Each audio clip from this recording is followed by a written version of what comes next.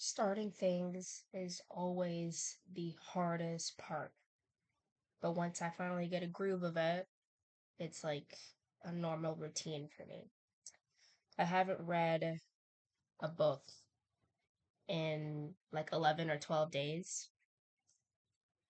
Um, the reason was definitely reasonable. The reason was definitely reasonable. Oh my God, what am I saying? I literally need to start reading because I can't speak. Um, no, I can't fully remember why I couldn't pick up the book. I think I was like incredibly busy with school and um, maybe some work stuff as well. But yeah, we're gonna get back on track and we're gonna do this. It's just 30 minutes of my day. It's literally just 30 minutes of my day. Like it was literally like last night too, like last night and the night before where I was like, "Kate, I'm gonna read before I go to bed because it's only 30 minutes." And then 30 minutes passed and I was still on my phone.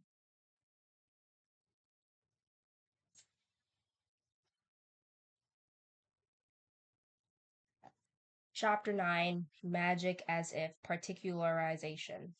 Meisner, I'm going to tell you all something. The text is your greatest enemy. April 26th. The class begins with Betty and Beth performing the final scene from Lillian Hellman's The Children's Hour. At the end of the scene, Meisner begins his criticism. Acting in my terms, in all our terms except for the English, the Americans, the Russians, and the Germans, is an emotional creation. It has an inner content. Unlike the English, who know intellectually what the character should be feeling and indicate this through the way they verbally handle the text. We work from living truthfully under imaginary circumstances. Beth, I'll take this very slow. The play says that the man you love leaves you because he suspects that you're a lesbian, right? Yes. Let's say that this doesn't mean anything to you as a person. You don't know the sensation of being a lesbian or the experience of it. It's alien to you, but you have to play the part, right? To him, a lesbian is an appalling pervert, but his accusation touches off nothing emotional in you. It's just words on paper, a cold text. How do you solve this problem? In this case, let's say that is as if you were accused of something which is horrifying to you. Now, I don't know what's horrifying to you, but if you're honest with yourself, you'll find something in your experience or imagination. What could it be? It doesn't have to be sexual. Let me talk you in personal, yet imaginative way about something that had happened to me. I would never tell anybody. Suppose that when the actress playing this part was 5 years old, a gang of 4 or 5 local ruffians dragged her into a desert lot and ripped off her clothes. The horror, the disgrace of this experience is still so alive in her that whenever she recalls it, she breaks down. So that might be a useful preparation for the opening of this scene. Beth, because what you're doing now is reading lines in a kind of sad way, but it has no life, no emotion. Yes, Beth says. I felt that I could get the top off somehow. That's what you prepare for. I can't think of episodes or incidents for you which arouse in terror, horror, shame, call it what you want. You have to do it by yourself, but it's just words. It's not good enough. That's the point. This phrase is as if it's called a particularization in the pure terms used by Stanislavski. Here, Beth is required to act a scene in which her boyfriend, the man she loves, it's real love, very rare, leaves her because she thinks she's a lesbian. If she reads the lines, and they're lines, Meisner says, and then paraphrases the text, he went away. Is he coming back for dinner? No, you mean he's coming back late? No, he's not coming. He's coming at all? Or not coming at all? No, well, her partner says, I'll just light the burner under the goulash. That is where the as if comes in. It's pure Stanislavski. It's as if she were a 5-year old kid and something dreadful happened to her. Something miserable, something degrading.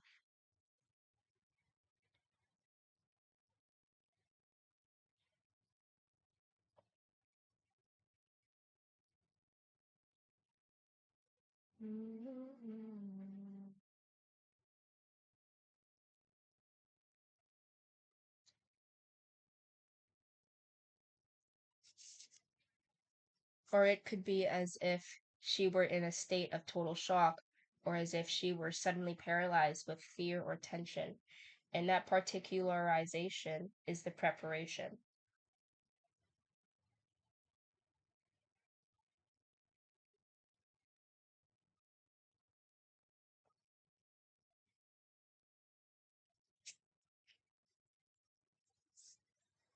Hmm.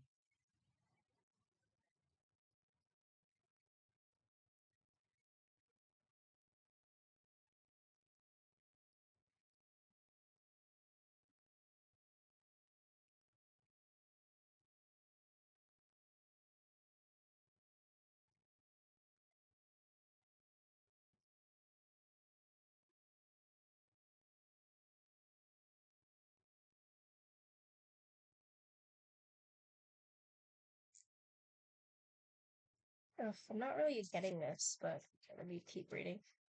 Sandy, Beth says, I don't know what my problem is, but when I sit at home, I can find memories or fantasies that arouse certain emotions in me. But here, sometimes they work and sometimes they don't. When I was trying to prepare out in the hall, I felt that I was trying to force something. It wouldn't come and I got nervous. And the more I tried to force it, the less it happened. It didn't mean anything to you. But when I was by myself, it did. Then change the preparation. How many times have you heard a piece of music and after about 10 repetitions you say to yourself, if I hear that once more, I'm going to break the record. Change it. That will revitalize your preparation. He pauses to adjust the microphone, but a particularization and as if is something else. It's your personal example chosen from your experience or your imagination, which emotionally clarifies the cold material of the text. Would you say that again? John asks. What did I say? Meisner asks Leela. You said it's your own personal example, which clarifies, Leela says. I didn't hear the end of it. Meisner says, Look, I'm going to stay on this subject maybe for the whole class. It's about time I did. What have I said so far, Ray? That when you come up against a text that's cold to you, which doesn't mean anything but the circumstances are alien to you, you use particularization. Another way to say that as if to describe for yourself a situation that would bring you personally to the emotional place you need to be in for the sake of the scene.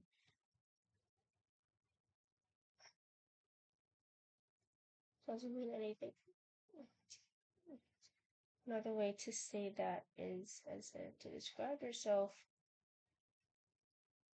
a situation that would bring you personally to the emotional place you need to be in the sake for the sake of the scene. Okay.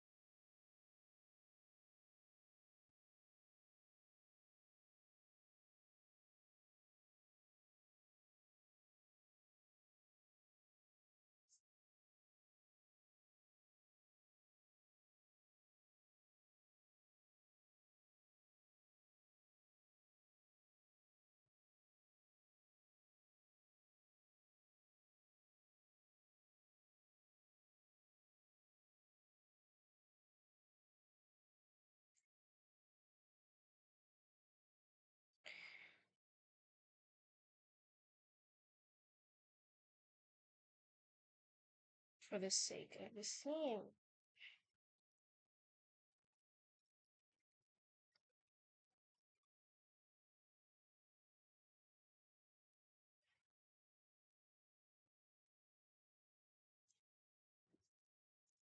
Okay, let's keep going. Don't say describe, say evolve. Bring the life to you. Let's take another example from this scene, and then we can go on. Beth, you're not a lesbian, are you? No, Beth says. But you have to say to Betty, he thinks we are. What kind of particularization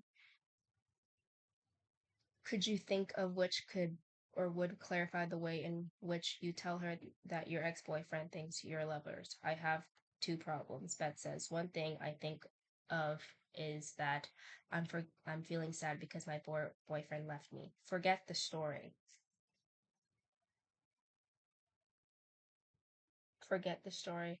I guess I'd think I'd think that if someone who really loved me left me because forget love, well, if he thought I was involved with someone else sexually and I wasn't, he would falsely accuse me. Forget you got a one-track mind, the class laughs.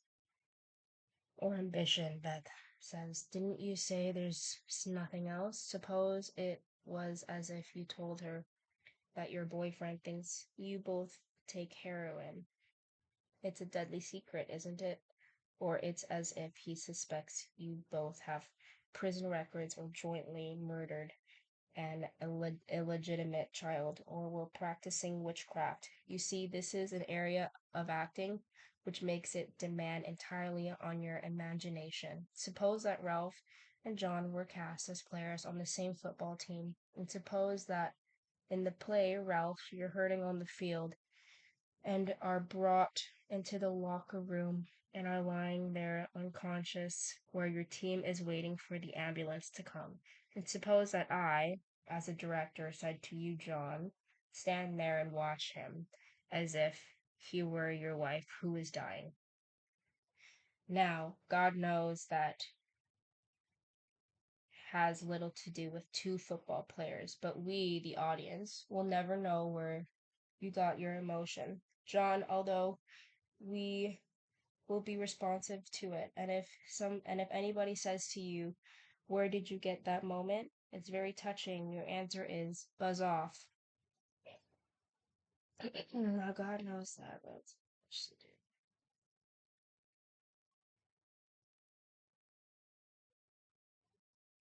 but the director said to John wishes to clarify the situation well, says it's not a particularization. He has to keep it forever, isn't it? To clarify what part of the situation, Meisner asked.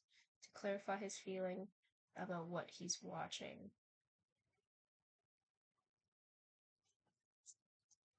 His emotion.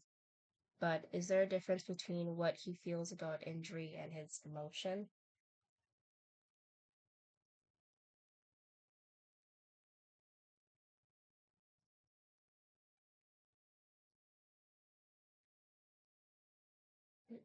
The audience attaches the emotion to what he's doing. He's standing there watching you bleed to death, and we see that he's very moved, but we do not know where his emotion is coming from.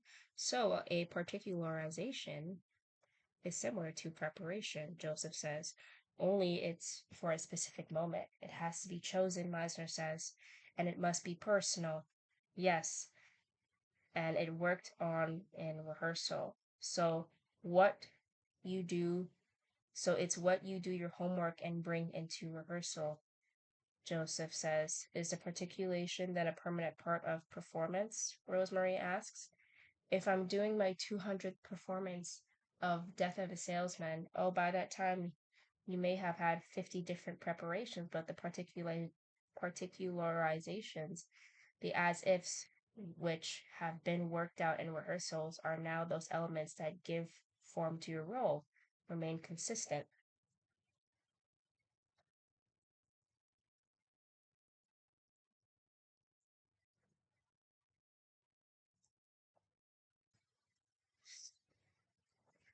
Okay, so also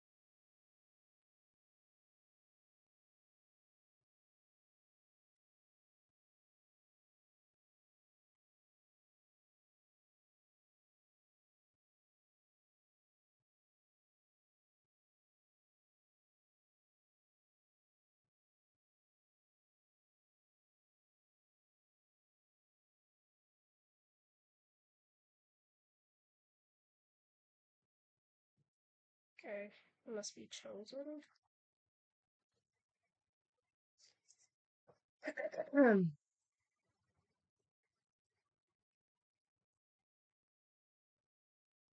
Ray holds up his hand. So when you choose a particularization, you choose what the moment is about emotionally. How do you make those choices?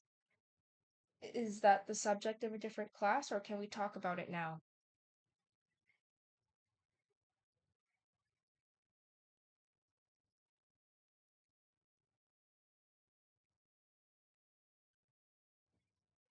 Ray holds up his hand. You choose.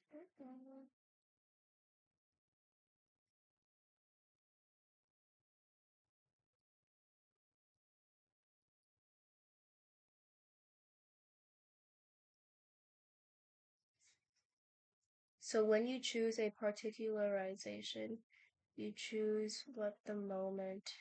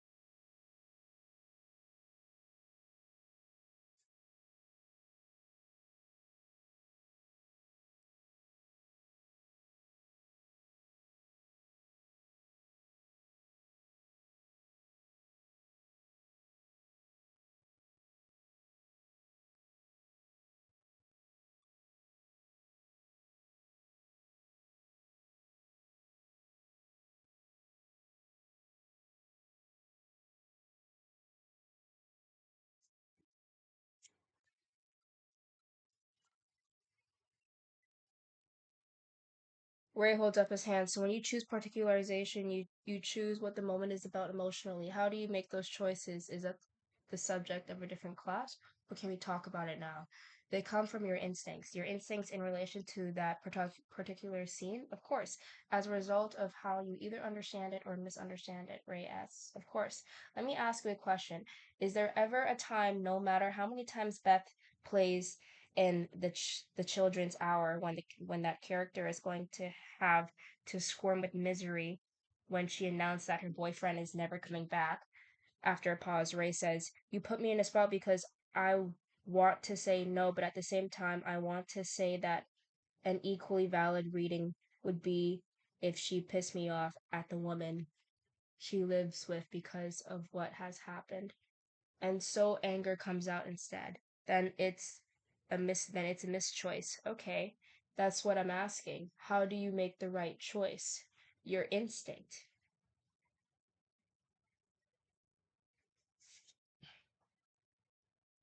Hmm.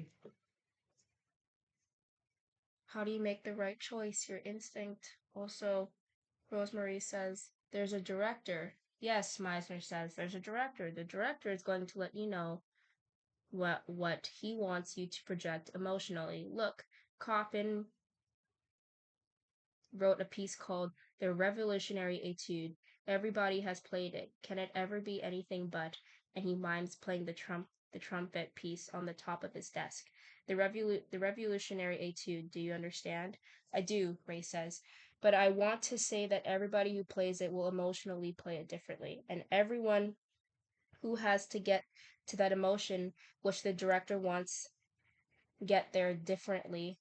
Personally, real pianists who play it will will play it differently, but they will all play the same notes. Are you saying, Beth asks, that if they play the same notes, the color or emotion tone will be the same? Are you saying, Beth says, as if the as if they play the same notes, the color or emotional tone will be the same?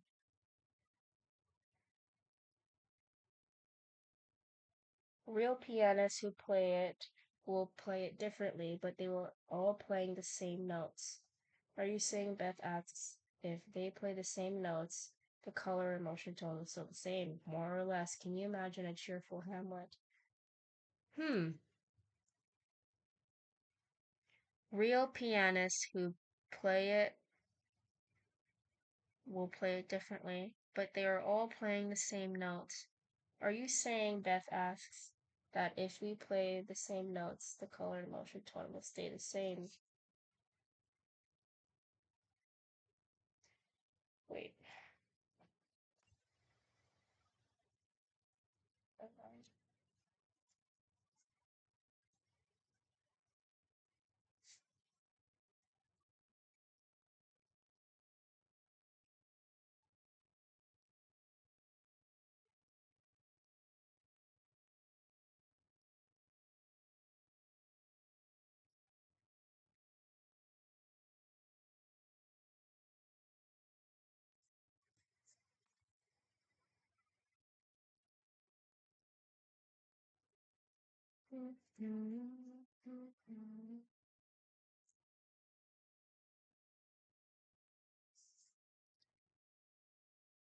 No, I honestly can't, but perhaps this is only my problem. Sometimes during the preparation, I start observing myself instead of simply doing it, and when I start judging it, I stop feeling it. Then, as in this scene, I freeze up.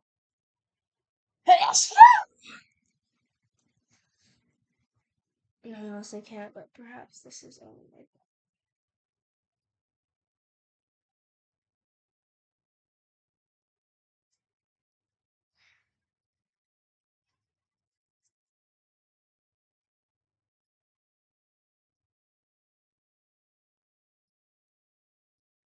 I'm trying to figure out how to tell you what to do. Meisner says, "Wait a minute.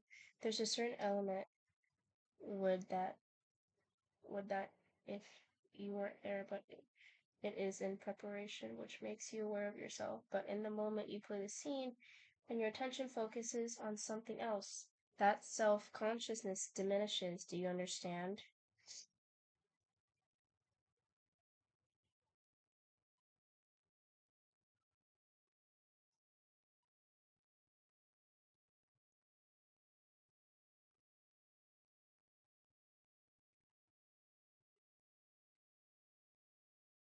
The moment you play the scene,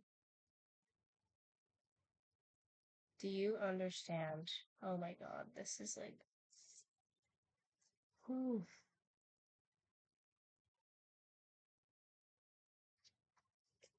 Okay. Yes, I do. Thank you.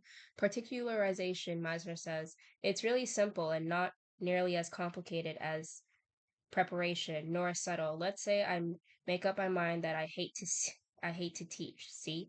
That's all I have to say. He gets up and goes to the door of the room. So I come into class, he hobbles into the room, glares at the students and says, "Oh, shut up."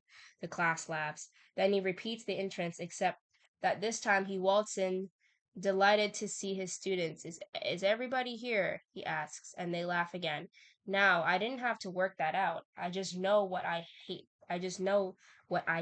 to teach. I love to teach, does to me emotionally. The only thing I cannot do is do nothing. That is not to interpret. It's really very simple if you are imaginative. It's instinctive. Meisner returns to the desk. To his desk.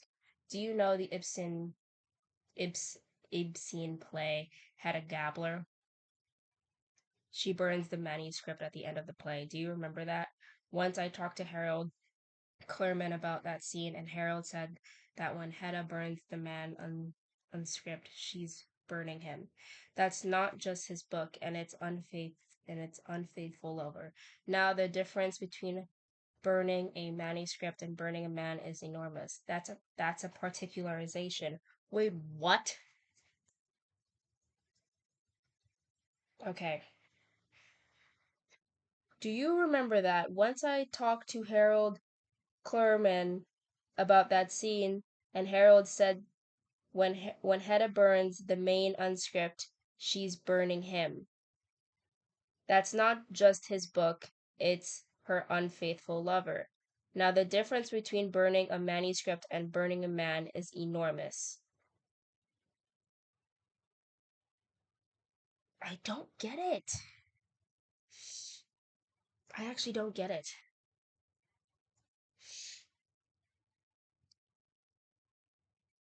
Once I talked to Harold Clurman about that scene,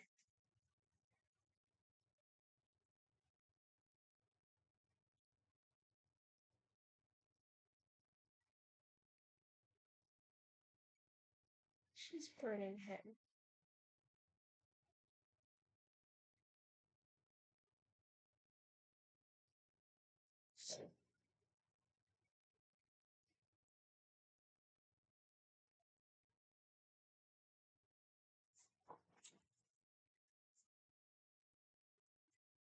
Particularization. Uh, to,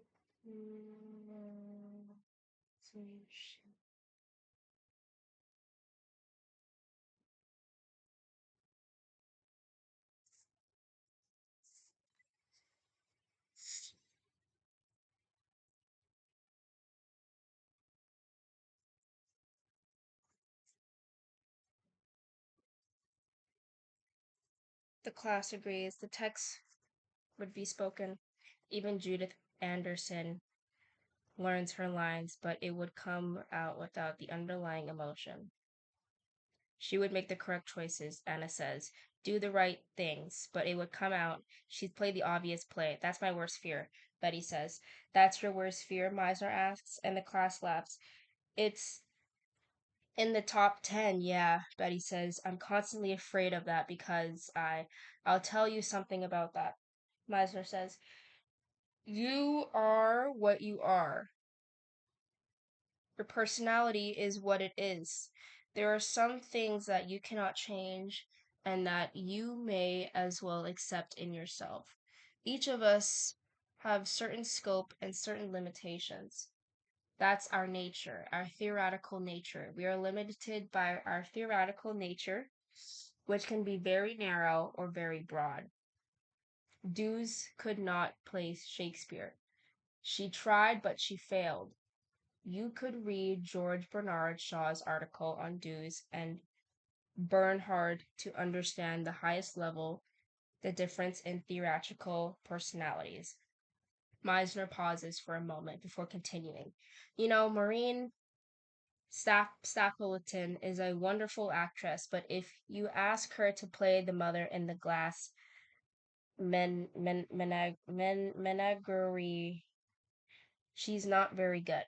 There's something in her temperament which doesn't come together with that character. But give her the lead in Rose Tattoo and nobody can touch her. There are some parts we don't have the temperament for even if we understand them, and there are some parts we are so right that we don't even know we understand them. So the temperament means emotional understanding, Joseph asks. What's wrong with that? Meisner asks. I wish you could see me play Macbeth. You see, you laugh. What's more, I laugh. What's the harm in being told that certain parts are not right for you? The group theater had a custom. The directors would read the new play to the whole company before they cast it, and we went into rehearsal. Well, after one or two plays, when we read the new play, and it turned out that during the course of the action a sideboard was moved and something crept out that hadn't been seen for years, I'd say to myself, good God, that's my part, and I was hardly ever wrong. The truth is, there are some roles we can play together, we can play better than others. Rosemary raises her hand. Do you think that if you're playing in One Flew Over the Cuckoo's Nest is necessary to go in to an insane asylum to see how the people behave? No. All you have to do is go to 42nd and 80th and 80th, right?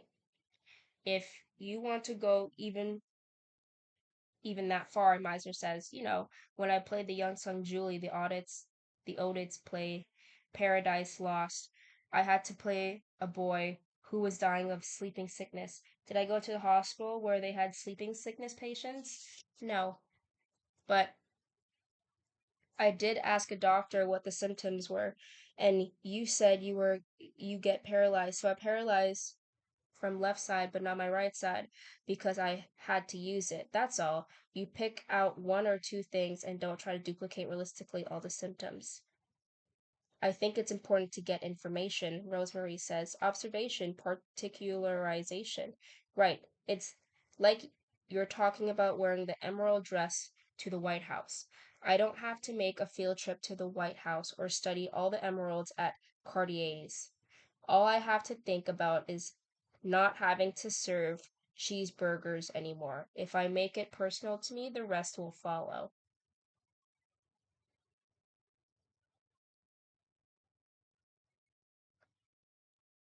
Meisner nods in agreement. So, what have I clarified in the way of particularizations? As if. Catch yourself in real life. You're constantly talking as if. When the secretary said the producer wanted to see me in the office, it was as if my heart stopped. See, it was as if I felt myself breaking into a cold sweat. You can see them all the time, and it's the particularization that makes having the acting have a point. You were all here at the beginning when Beth read Miss Hellman's lines very straight with an overtone of sadness. It was no good. That's what made me bring up particularization. Her reading was straight and consequently meaningless. But if she had prepared and also had chosen apt particularizations, it would have not been meaningless. That or the way I greeted you when I felt I loved to teach was quite different from the way I greeted you when I hated the job. He paused before adding, So I have made an impression today. I think we did a lot today, Betty says. That's a generalization, Meisner says. I'll have to qualify it a lot, Meisner says, and the class laughs. Seriously, Meisner continues. How does it feel to have an acting class and not act? It feels fine, Anna says. You liked it? It's nice once in a while, John says. It really is. It's rather like Stella Adler, Rosemary adds, and Meisner laughs. Yes, Stella does a lot of talking. I love Stella, Meisner says. I really do. She's my best friend. She is. I learned an enormous amount from her. Do you know that at the end of her class, she turns the hordes of students before her and says, Do you?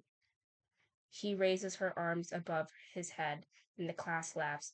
Voices cry out, Yes, yes. Swear it, Meisner says. I swear, I swear. Voices shout and the class applauds as Meisner looks ecstatic.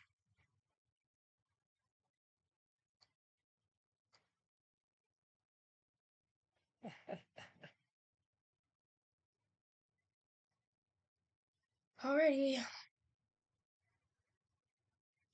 I'm gonna end it there.